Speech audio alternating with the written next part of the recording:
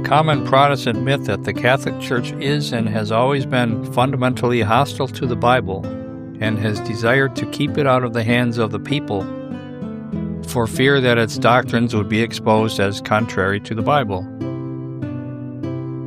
Martin Luther, the founder of Protestantism, repeatedly claimed that the Bible wasn't available before his time, and indeed was deliberately hidden. In his commentary on Peter and Jude from 1523, he stated in his comment on 1 Peter 3:15, quote, "Up to this time, the idea that the laity should read the Scriptures has been treated with derision. For in this the devil has hit on a fine trick to tear the Bible out of the hands of the laity. And he has thought thus, if I can keep the laity from reading the Scriptures, I will then turn the priest from the Bible to Aristotle, and so let them gossip as they will. The laity must hear just what they preach, while if the laity should read the Scriptures, the priest would have to study them too in order that they might not be detected and overcome." Unquote. In his Table Talk, Luther is reported to have said on February 22, 1538, quote, 30 years ago no one read the Bible, and it was unknown to all. And when I was 20 years old, I had never seen a Bible." Unquote. This comes from the magisterial Weimar set of German writings of Luther, Volume 3 of Table Talk, number 3767, from Anton Lauterbach's diary. The 55-volume Luther's Works in English chose for whatever reason not to include it. In his 1543 pamphlet on the Jews and their lies, Luther stated that, quote, "Under the papacy the Bible became unrecognizable," unquote. The myth is sadly propagated to this day. John Piper, born in 1946, a prominent and influential Reformed Baptist theologian and pastor, stated in 2006 that Luther, quote, "spoke against the backdrop of 1,000 years of church darkness without the Word," unquote. That was in his book called The Legacy of Sovereign Joy on page 96. Are Luther and Piper correct, or was the Bible available to a significant extent to the populace in German before his time? I contend that it certainly was. Andrew Gow, born in 1962, an expert on the period and professor of history at the University of Alberta, wrote an excellent 37-page article on this very topic in 2009 that I'll link in the intro. Here are some key statements from his copiously documented piece. One of the most persistent inaccuracies regarding the European Middle Ages, both among the general public and even among scholars, is the notion that the Roman Church forbade or banned the reading of the Bible in the vernacular. Despite the immense literature on medieval German Bibles, many non-specialist scholars still see Luther's Bible as a radical novelty and break with the medieval past. Vernacular Bibles circulated and were read widely all through the later Middle Ages. In 1927, the prolific Bible scholar Hans Vollmer wrote, quote, "It is quite common in Protestant circles to underestimate the knowledge of biblical texts among late medieval Christians," unquote. In 2001, Owen Chadwick noted in a book addressed to a larger readership that there were many printed editions of the Bible before Luther. In fact, there were 22 Germanic editions by 1518. In the later 15th and early 16th centuries, biblical material was widespread, popular, and well known among literate townspeople, clerics, and nobles alike, especially in the Empire.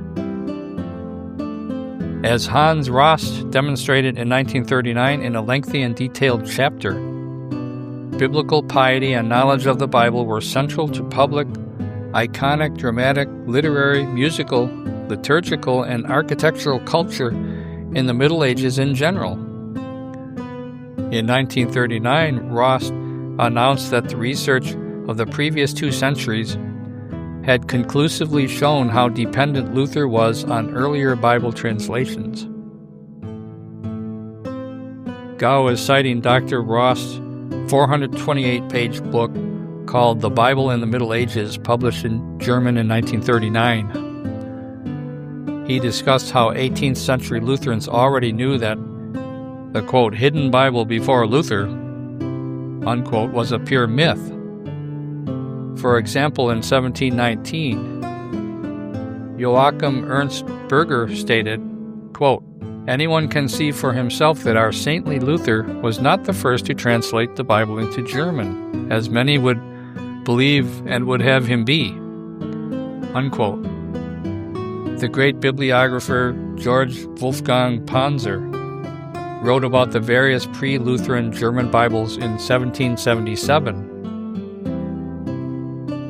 Several striking statements have been made by the Anglican Alister McGrath, born in 1953, the famous and arguably the best Protestant historian on theology in our time. He stated in 1987 that, quote, no universal or absolute prohibition of the translation of scriptures into the vernacular was ever issued by a medieval pope or council, nor was any similar prohibition directed against the use of such translations by the laity, unquote. That's from his book, The Intellectual Origins of the European Reformation, page 124.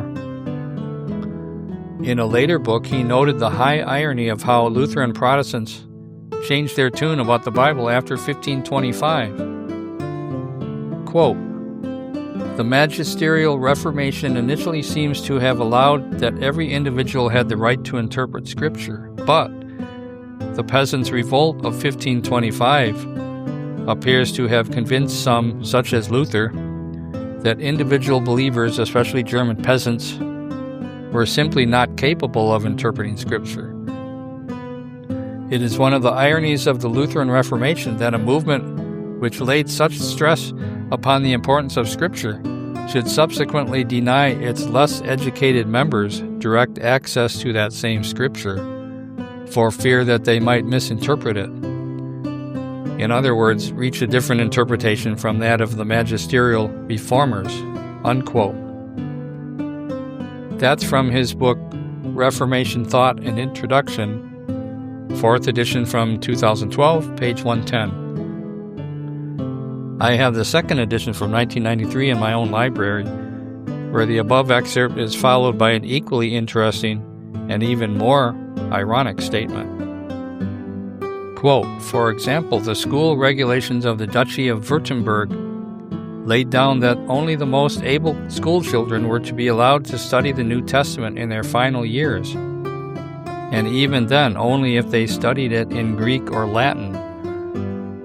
The remainder, presumably the vast bulk, were required to read Luther's Lesser Catechism instead. The direct interpretation of Scripture was thus effectively reserved for a small, privileged group of people. The principle of the, quote, clarity of Scripture, unquote, appears to have been quietly marginalized in the light of the use made of the Bible by the more radical elements within the Reformation. Similarly, the idea that everyone had the right and ability to interpret Scripture faithfully became the sole possession of the radicals, unquote. Old and hyper-partisan myths die hard.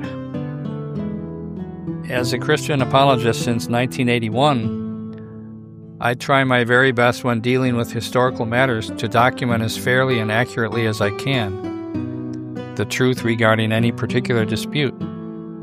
When it comes to Protestant versus Catholic controversies, it's necessary to read both sides to get to the whole truth.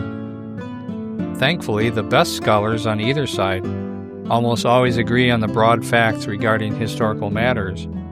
The task is to find them and see what they have to say, and that takes time and effort.